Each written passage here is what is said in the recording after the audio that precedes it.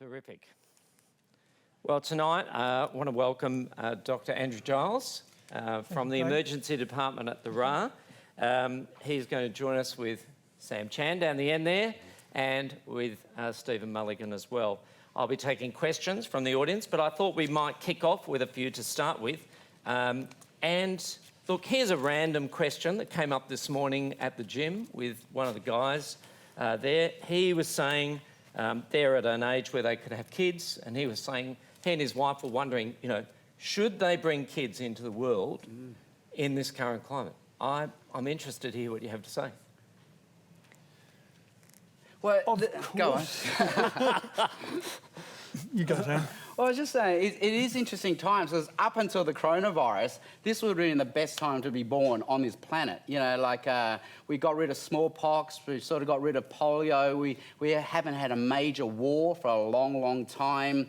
We're living longer than ever before. So this is the best time ever to be on this planet. And yet at the same time, they're saying our levels of stress, anxiety and post-traumatic stress disorder are higher than ever before. So obviously there's something more than just health and material comforts that lead to well-being and health and happiness. Yep, okay. Any other thoughts off the top of your head?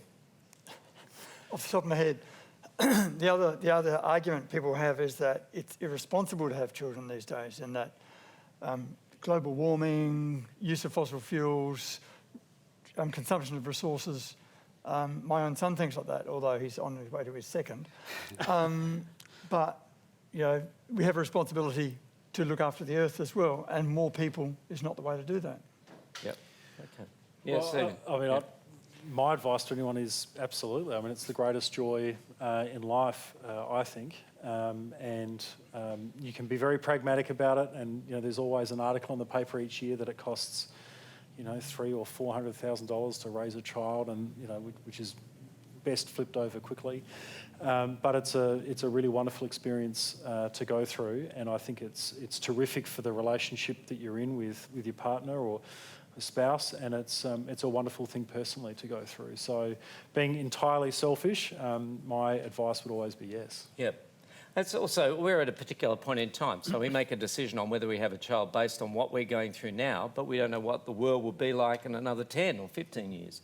And that's something that is important to take into consideration when I think of people going through world wars and having kids in the middle of that sort of crisis that goes on. Stephen, when you were speaking, I was just wondering, are you saying that we're actually living on the edge financially anyway? And so, before this virus even came along, we were actually pushing the envelope before it even got here? It's a good question. I think a lot of people feel like that's the case for themselves. They feel very heavily indebted, or generally a lot of people feel very heavily indebted, and they worry what would happen if I wasn't able to go to work anymore, if I got sick or lost my job, etc. But I took a lot of comfort from what Sam was saying. Is how rational are these fears? And if you lose a job, can you find another? Well, usually with some wherewithal and often assistance, yes. So that's a solvable problem. But in the end, I think ultimately, is that the most important or most valuable thing? It's easy to think yes, because that's what provides for your livelihood, your lifestyle and your family's existence. But rationally, that's a solvable problem. And I think there's a lot of effort that's going into the community now, and by individuals themselves, into better financial management, financial understanding, and protecting themselves from those sorts of eventualities. So I don't think we're at the edge or beyond the edge. Some people always are, but I think generally it's not quite so fraught as people might think. For many people, for some people it is, but generally speaking, it's the sensation of being at the edge. Are they really at the edge? Well, often, perhaps, but more often not, I think. Okay. I was thinking about the fear thing when Sam was talking about sharks. It's ironic because that's my thing, the shark. Yeah. I was in an ocean swimming pool at dawn, and I was the only person on the beach.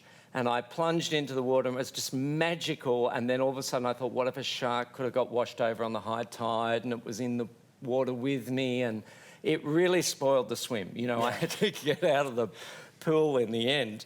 And that escalating fear that sometimes we have, which is irrational, I was just wondering, Andrew, how does that, do you come across that in emergency? What's it like there? And how do you deal with people in that situation? Yeah, we come across it all the time. People are afraid of things that they needn't be afraid of. Oddly, they're, as Sam was saying, often not afraid of the things they should be afraid of. Yes. But I think how I deal with it is to encourage them. You can't say, don't be stupid. That's never going to worry you. Yeah. You know, it's not going to be a problem. Just to reassure them. My personal nature is not to be afraid of things. I'm pretty laid back. And so if I don't see an issue and I manage just by talking to them, hopefully get them to see that it's not really a thing to be worried about.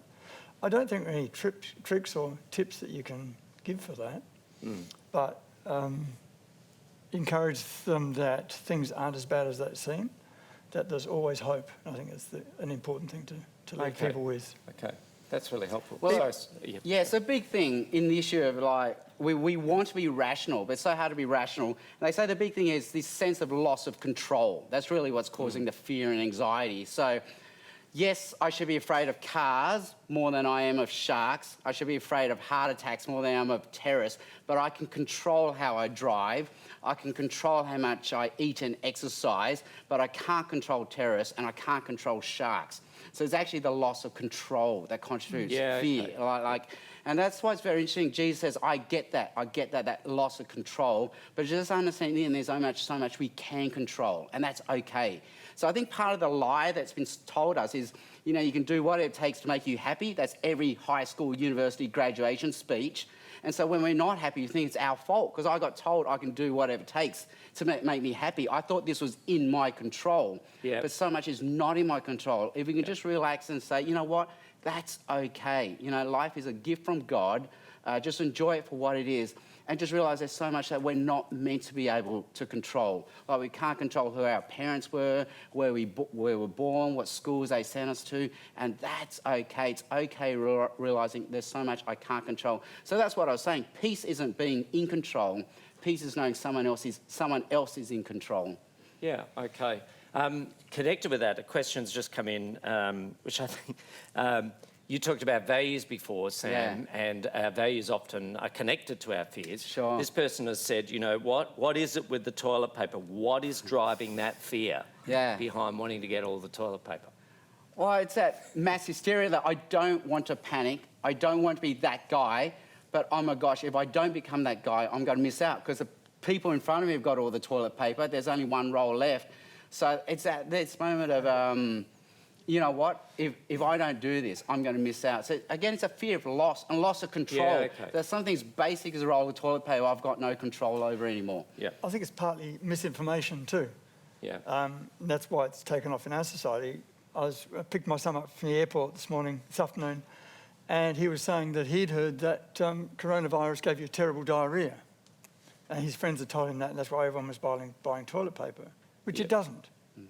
Yes. And so a bit of misinformation as well as fear of missing out. Yep. Which is the whole thing of what social media feed, I suppose, you're listening to along the way and that sort of thing. I don't. Have you said you have people asking about this issue in your own... Yeah, I think people are generally asking, you know, are we going to have supplies for our supermarkets in the coming weeks? Anyone who's got the answer to that question, I think, you know, please feel free to bring it forward. I think we all assume that there is, and we haven't heard anything to the contrary. But I think there's also been the questioning about why are we behaving like this? And are we really prepared to go through what's likely to be a socially dislocating experience like having to deal with a pandemic if we can't even agree on how much toilet paper we should be shopping for? Now, I'm not quite so pessimistic about whether we'll get through this or not. I absolutely think we will. But But just that sort of early panic has really unsettled people, and particularly given how unnecessary it is. Okay, can I just drill down on that with you? Some have suggested that the virus is really more of a test on our society, which is what you're suggesting, rather than constantly looking for somebody to blame, like the authorities, the health, department, the people in leadership, politicians, or whatever you'd like. But do you think we can pull together as a community rather than operate in an individualistic manner in this particular crisis we're in? I think absolutely, yeah. I mean, I think we've shown time and time again through recent history that when the chips are really down, the community does pull together. We've been through 2 world wars, we've been through a Great Depression. All of them have been incredibly difficult and have led to enormous social, personal and political costs for our communities, but we've got through. And because we are very adaptable, we are able to deal with change and circumstances. And I don't think it'll be too long until the clutching for the last toilet roll turns into calling every elderly relative or neighbour or friend that you've got, checking if they're okay and, do you need any medicine picked up from the pharmacy, et cetera, et cetera. So, in fact, I think that shift's actually happening right now as we speak, that people are reaching out and becoming a lot more community-minded than we have been in aisle 4 of the supermarket, and are looking after each other. So, yeah, I think we'll get through it. Okay. The fascinating thing is in the 20th century when they do happiness studies, they found the most happy generation was the generation that lived through the Depression and World War II. Yeah, they would have been in terms of health and material goods, they were the worst 2 decades to live through. And they say, what happened then was they had a shared common purpose. And that's what made it the happiest decades of their life. And I guess what this coronavirus would test us is, do we have a shared common purpose? Yep. Or is that every person for himself? Do we? And the interesting thing now in the 21st century, we're asking these questions, is there purpose? Like if I'm just atoms and molecules, just another species of life on the planet, just a blip in the timeline of the universe, is there a shared common purpose, or is this some construct that we've been told to create social good? And have I been sold a lie? So it's forcing us to ask those higher meta questions. Like if we're in the 20th century, we believed in, the archaic notions of God, king, country. But now in the 21st century, we're not sure we want to believe in God, king and country. Well, what is that shared common purpose we have? What are we sharing common in terms of our purpose purpose now? Right. Yeah. Okay. Sam, here's a tricky question that's come in for you. If God is in control, why is there a coronavirus in the first place? I know, that's right. So we're left on the dilemma of two horns of an awful dilemma. You know what? You're right. There is no God.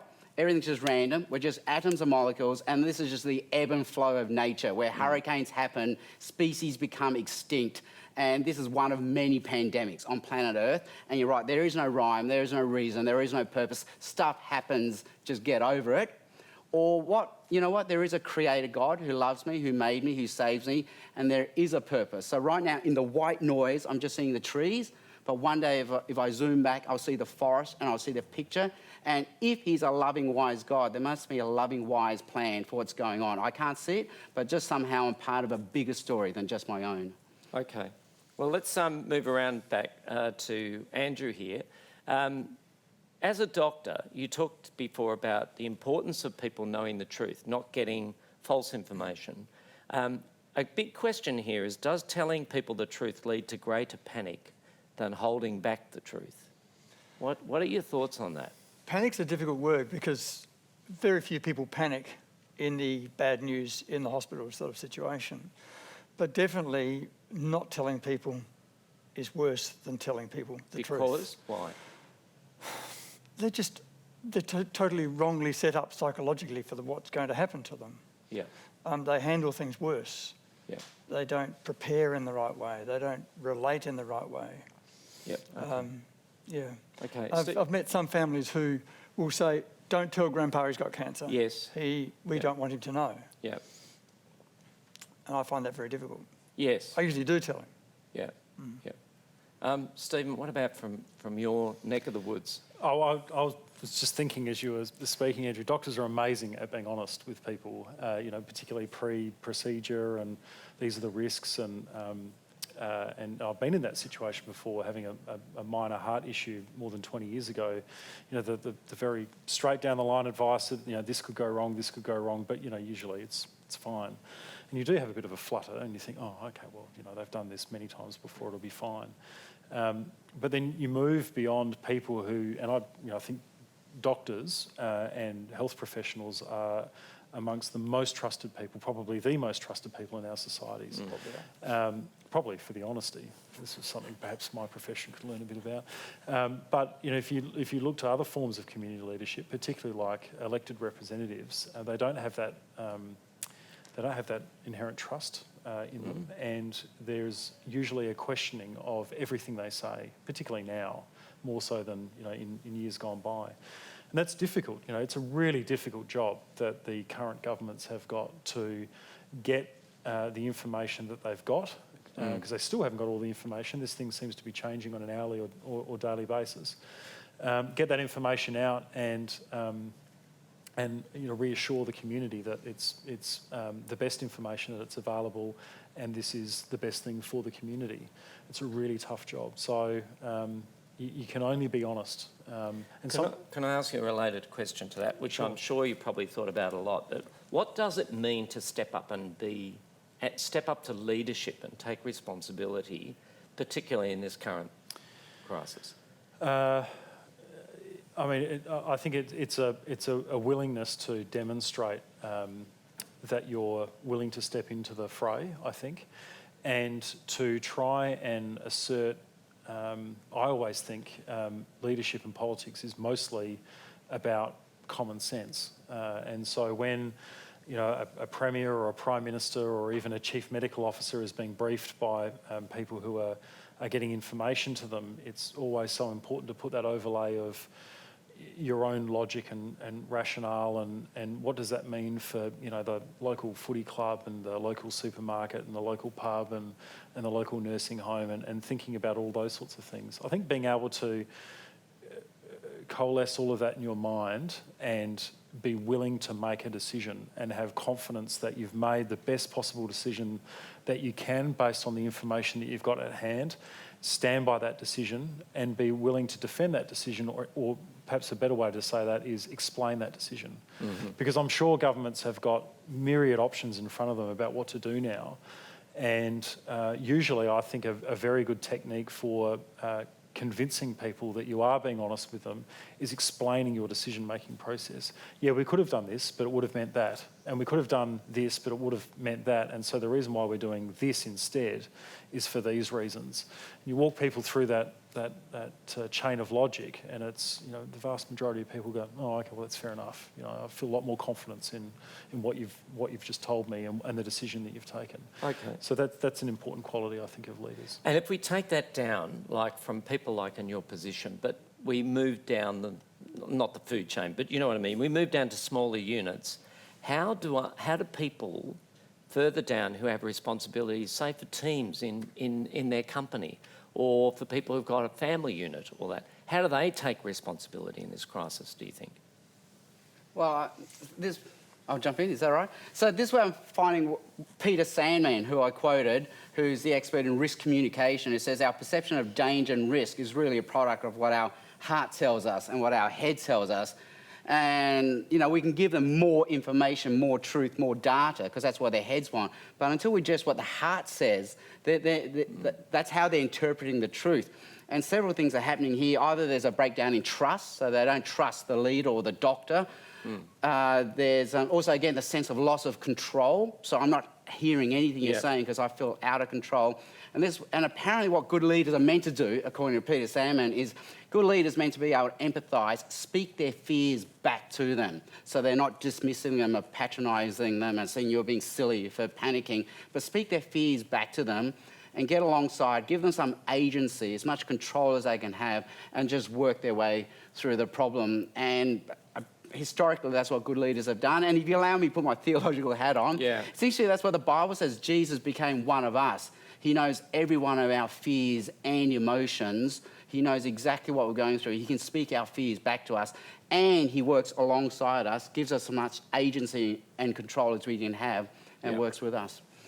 Okay, Sam, what could you just list off what are some of those fears that you think Jesus speaks to? Oh, well, Human nature. Yeah. So it's Maslow's hierarchy of needs, right down the bottom: survival, food, shelter, warmth. And he said, you know what? We all panic about food, shelter, and warmth, rightly so. But in the end, just have some perspective. You know, if God can clothe the lilies, feed the birds, and you're way more important, just worry about. Again, we can't choose our parents, what country we were born in, what schools we went to. Somehow these things are beyond our control. And just trust somehow God has a wisdom in what he does, and life is just a gift from him to enjoy, a brief gift. And just so don't make more than what it is, don't make less of what it is. Then Maslow said the next thing we want is love and belonging. And that's what we can enjoy in Jesus and in the community. But the next one of Maslow's hierarchy needs is fulfillment, purpose, self-actualization. So again, we have to know why we're here. Where am I going? So bit by bit, I think Jesus helps us up those hierarchy of needs. Okay, so we have a question related to that. Sure. Isn't trusting in God just a spiritual way to remedy your fears and has no real practical physical benefit? Yeah. So what's fascinating, I've just read this book by Lee Sales, journalist, author. She just put out a book last year called Any Ordinary Day. Yes. And she's not a Christian. Yeah. But I'm just blown away because the front third of a book is just on people of a deep Christian faith and how they've managed to navigate incredible loss and trauma, and somehow, and even these people are nuanced enough to say, okay, it's not a magic crutch, but somehow I know when everything's stripped away from me, I know I can rest in knowing there's a God who loves me, who made me, who saves me. And we can say, oh, but it's a crutch.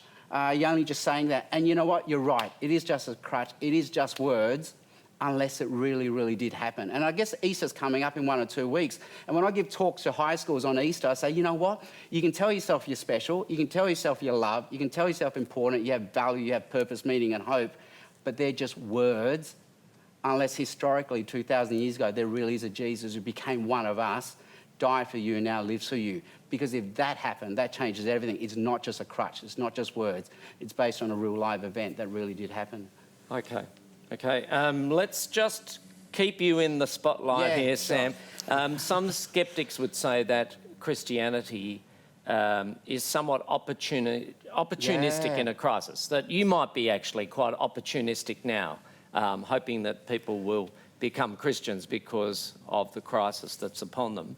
And they might even say, a skeptic might even say, look, that's a bit of scaremongering into belief. Particularly if you start talking about an apocalypse. What would you say to a skeptic like that? Yeah, so is it just scaremongering and, wow, here's a crisis? Well, I guess as Christians, we don't create the crisis. And, historically, that's what bad leaders do. They create crises because we gravitate towards bad leaders in times of crisis who give us black and white solutions. Come on this hill, follow me. More Christianity would say, you know what, this is a crisis. And again, matters of the heart, I'm going to speak your fears back with you, but I'm going to be with you. Put the money where. And so historically, in times of famines and epidemics and leper colonies, it's actually the people of faith. So it's not just Christians. People of faith are the ones in there feeding, clothing, being with the outcasts, the marginalised. So somehow we don't welcome the crisis, but we will be there with you in the crisis. Okay. Maybe Andrew, not to put you on the spot on this, but that book, yes, it is putting you on the spot. Lee Sales, in her book, Any Ordinary Day, she talks about these ordinary moments that seem insignificant decisions that you make that lead you to walk into the Lindt Cafe for a cup of coffee on the day when the terrorist is there and so on. And I think currently in this crisis, we don't know. We don't know what insignificant things we're doing, where we stick our hand on a doorknob or whatever. We don't know whether those things are going to turn our world upside down. How do you live with that? How do you live with those and manage those fears? If I don't know and can't know, why should I worry about it? Okay. So it's the whole thing of it's uncertain, I can't know the answer to that question. And it's stuff that you can know, you should look for. Look for answers and stuff. But in these still very early days about the COVID-19 virus, we don't have a lot of answers. We're getting more and more every day, which is great. But there are a lot of answers we don't have. Okay. And we do what's thought to be sensible, but who knows whether that's going to be right or not. And some people, their personality doesn't allow them to think along those lines. Yeah. But I think the things that we can't influence, we should live as though they don't matter so much. Okay. You look like you're about to say something. No, Go on, say it. Stephen. All right, okay. Let me just take a different question. We'll come back to finish with this about how we're going to manage our fears. But here's a question. There's a lot of media attention around the virus.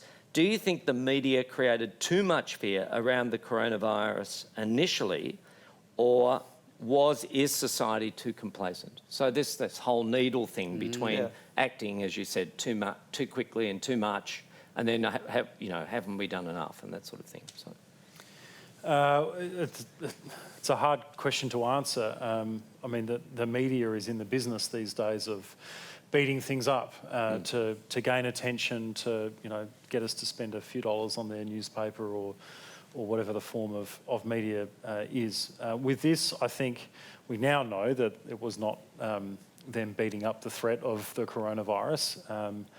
I think they were bringing our attention to something that is very, very serious. So I'm not sure they created too much fear. I think we are struggling a lot of us are struggling to come to terms with the scale of the threat of this virus, because it's a different type of threat to what we usually confront. So I mentioned before, we've gone through 2 world wars and the Great Depression. Everyone can kind of see or get an understanding of that, and not something that you can't see unless you've got, an electron microscope and you're experienced in these things.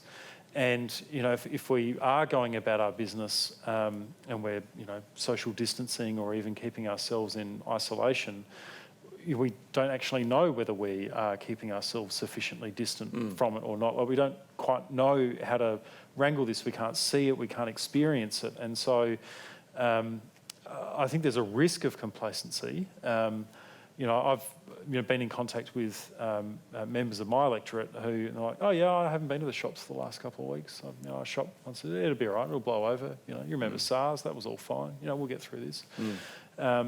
So some people are completely calm about it. I'm not saying everyone should be panicking or worried about it, but I think people do need an awareness of it. And I'm not quite sure we've got the right level of awareness throughout all of the community that needs to be concerned about it. And maybe we also need to pull back some people's a feeling of being petrified about it as well, to deal with that fear.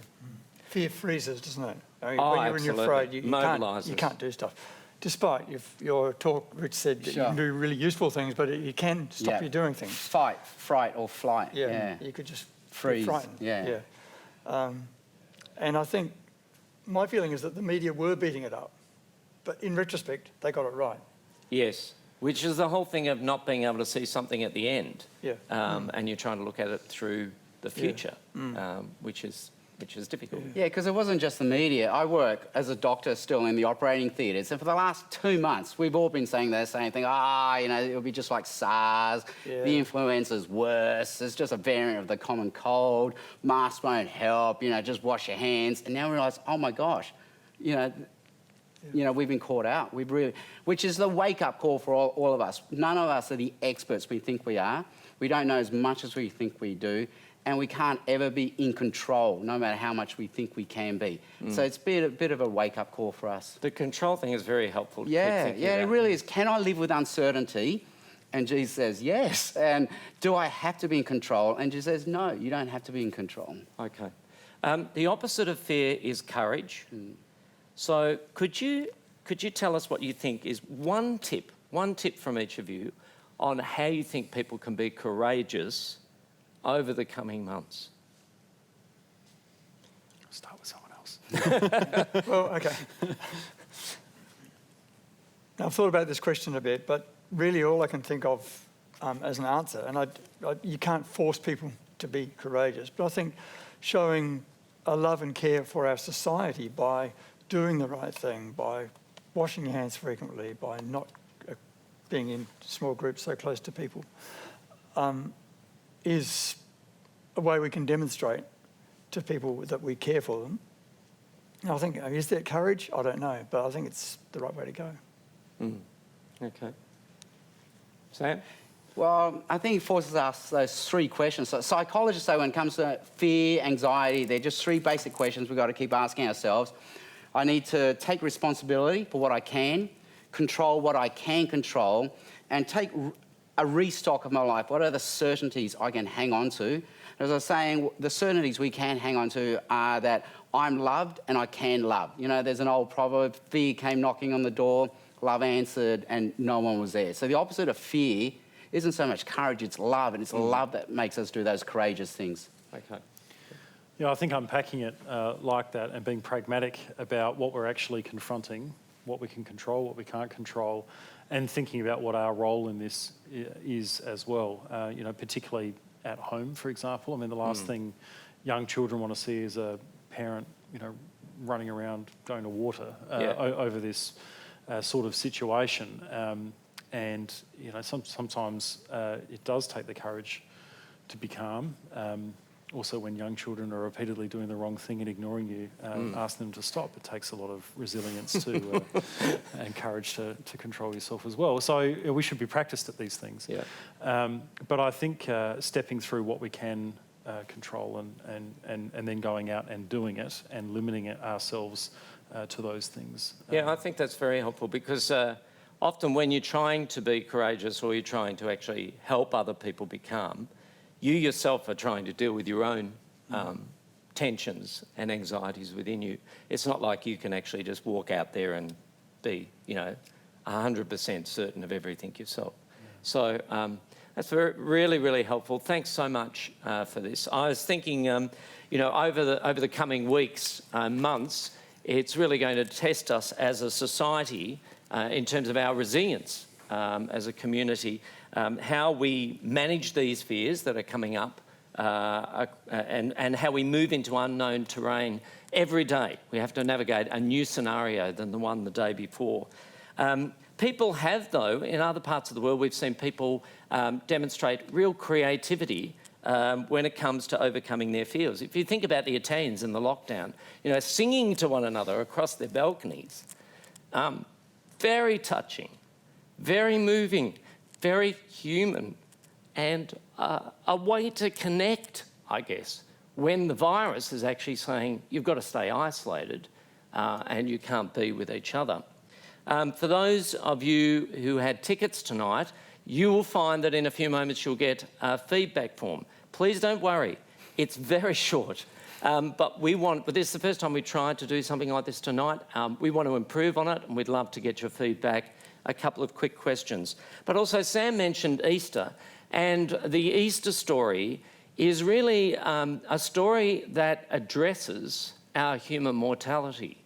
It talks about Jesus as a person who gives us hope because he overcomes that great enemy, death itself.